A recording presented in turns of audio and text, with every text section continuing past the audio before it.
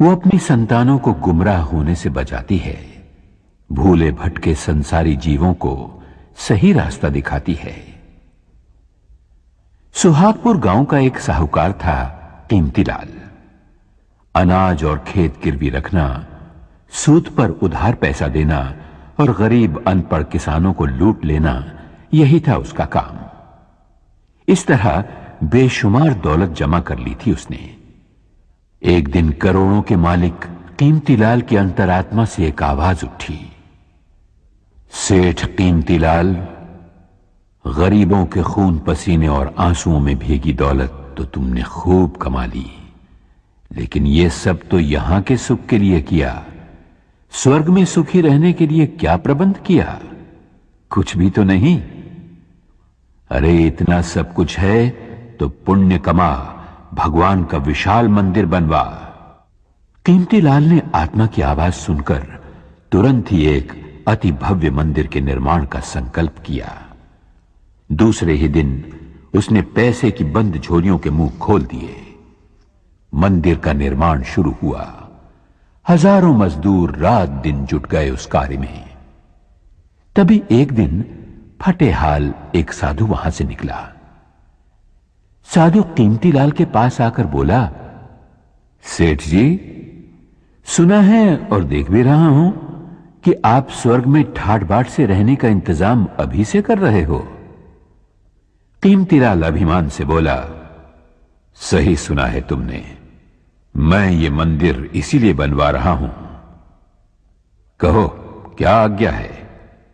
साधु बोला, मैं ठहरा गरीब साधु, मेरे पास केवल ये सुई है, छोटी सी सुई, इसके सिवा कुछ भी नहीं।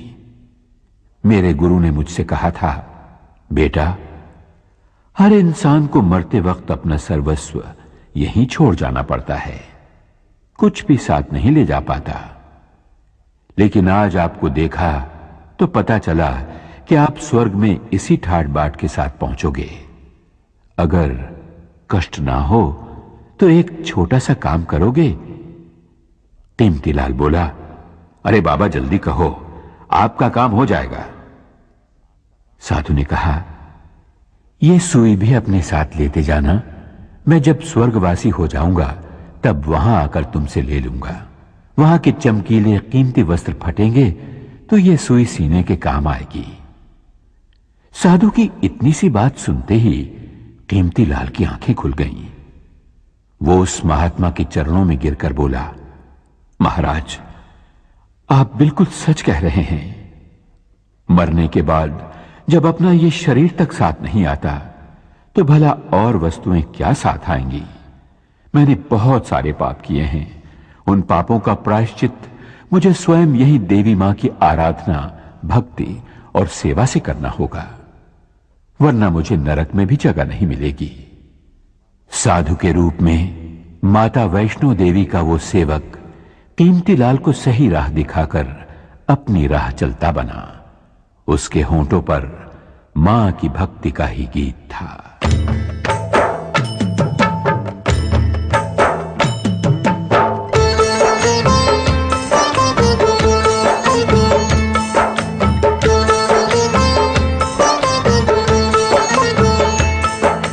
अपना काम है चरणों में तेरे माँ देना अर्जी, खैर देना या ना देना मैया ये तुम्हारी मर्जी।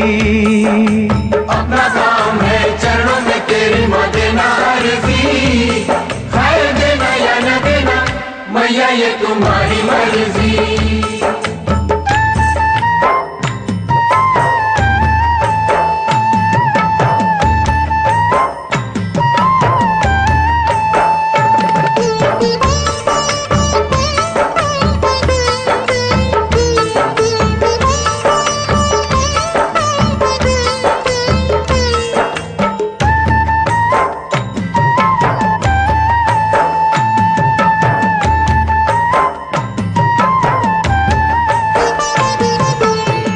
कुएं के प्यासे आते जाते रहेंगे, दुखी दुखड़े मसीहा को सुनाते रहेंगे।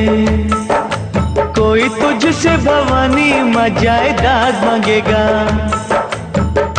पलड़ा फैला के माँ औलाद मांगेगा, जैसी जिसकी तमन्ना होगी देगा अर्जी। खैर देना या न देना मैया ये तुम्हारी मर्जी, अपना काम है चरणों में तेरे माँ देना अर्जी। खैर देना या न देना मैया ये तुम्हारी मर्जी।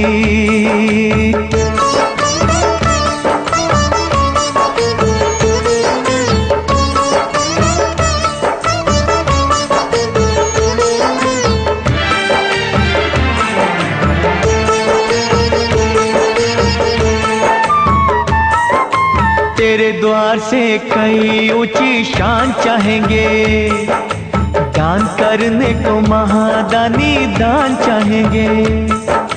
कुछ तुझसे मवर सीधा सादा मांगेंगे, कुछ अपनी औकात से भी ज्यादा मांगेंगे, जैसी जिसकी तलब होगी देगा अर्जी।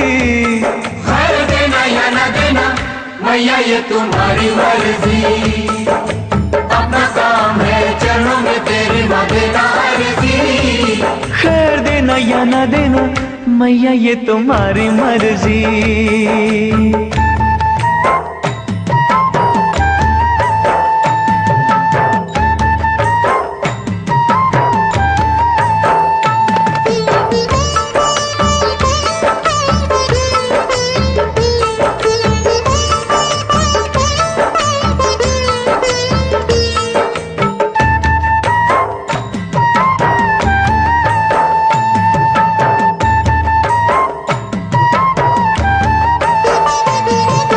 किसे क्या कब देना ये तो तू ही जाने है, तेरी शक्ति को दुनिया सारी ही माने है।